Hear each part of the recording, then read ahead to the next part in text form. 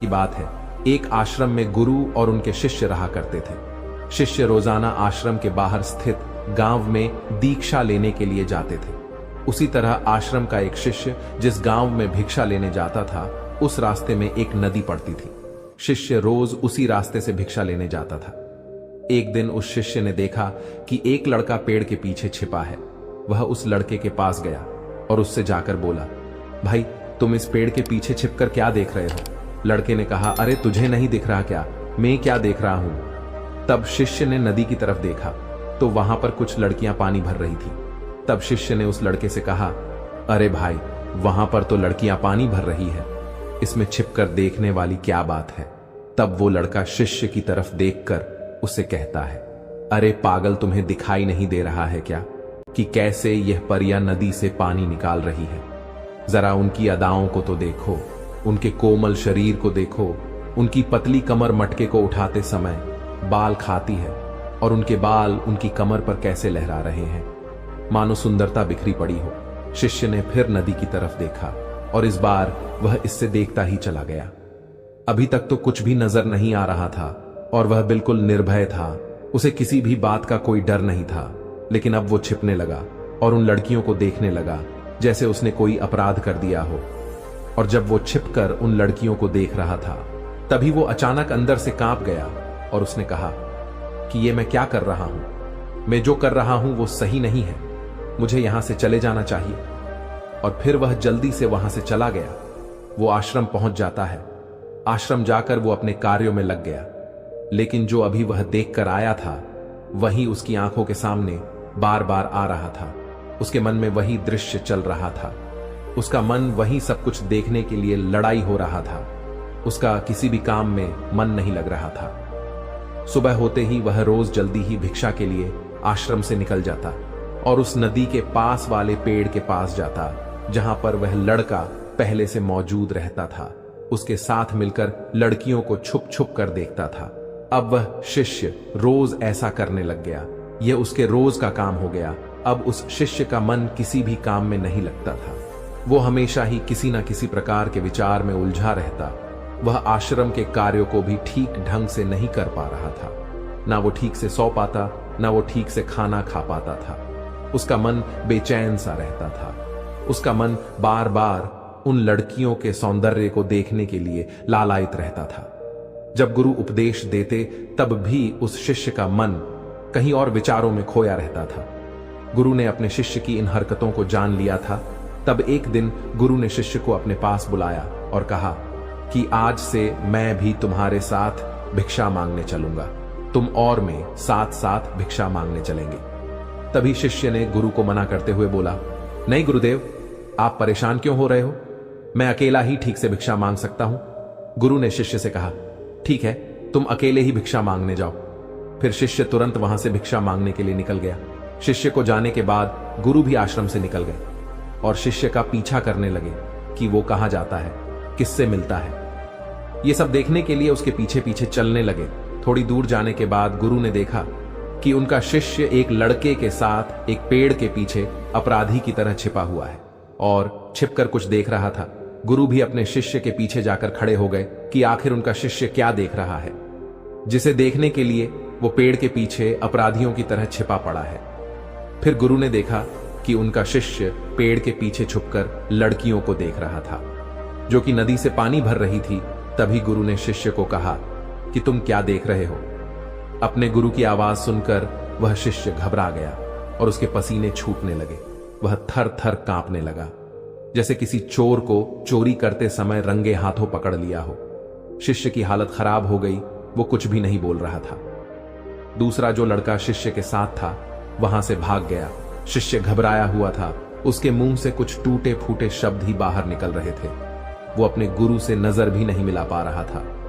गुरु ने शिष्य की तरफ देखा और कहा कि मेरा शिष्य तो निर्भय था, उसे तो किसी भी चीज का डर नहीं था, लेकिन ये क्या, तुम तो डर के मारे कांप रहे हो। फिर शिष्य ने गुरु से कहा कि मुझे माफ कर दो गुरुदेव, मेरा इसमें कोई दोष नहीं है। उस लड़के ने मुझे बहका दिया था, लेकिन आपसे मैं वादा करता हूं कि आज के बाद मैं ऐसा कभी दोबारा नहीं करूंगा। मुझे माफ कर दो गुरुदेव।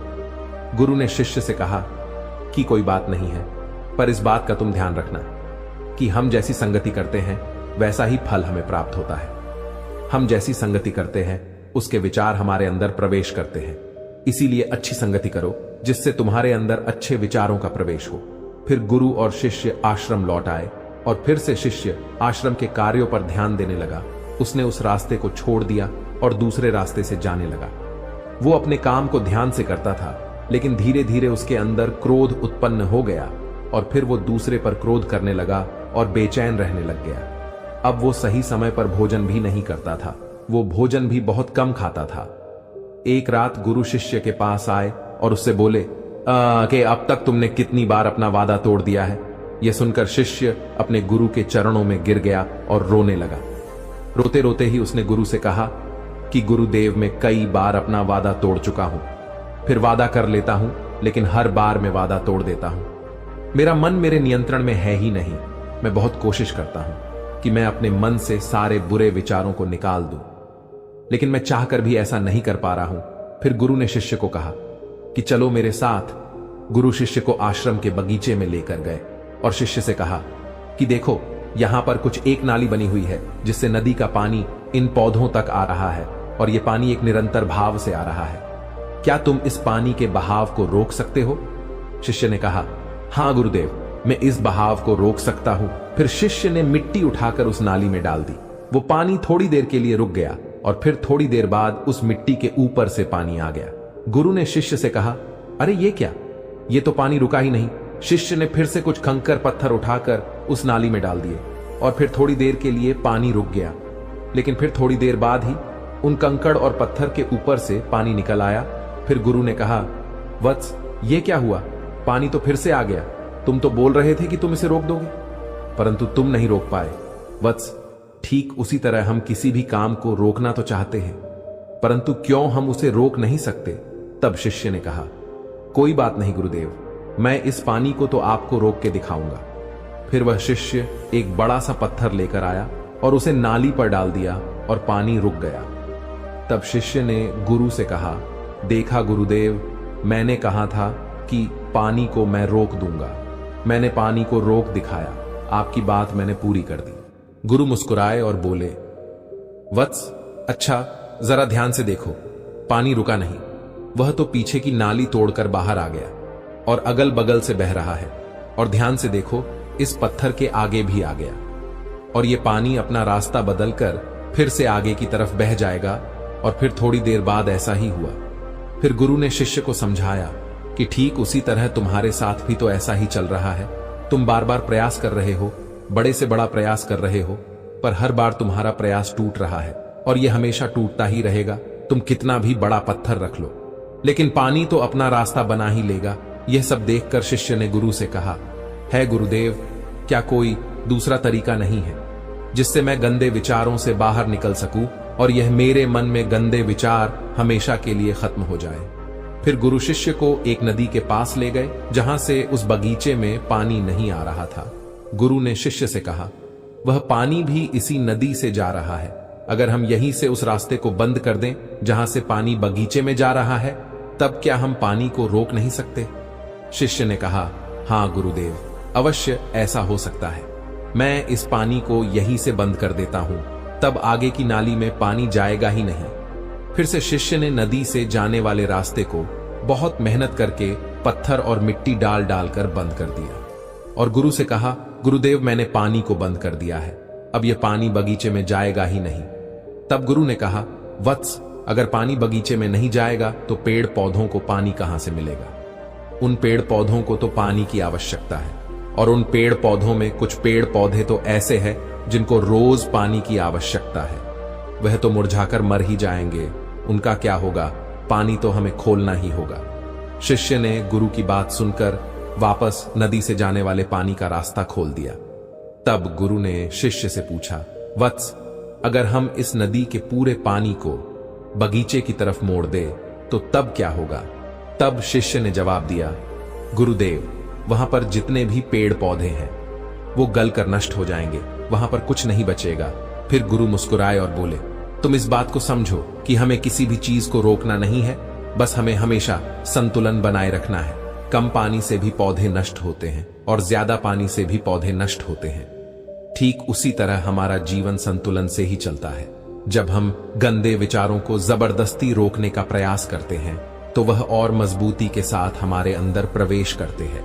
इसीलिए हमें उन्हें कभी भी दबाने की कोशिश नहीं करनी चाहिए। फिर गुरु ने शिष्य को जाते हुए कहा कि हमारे गंदे विचार बुरे लोगों की संगति करने की वजह से भी आते हैं।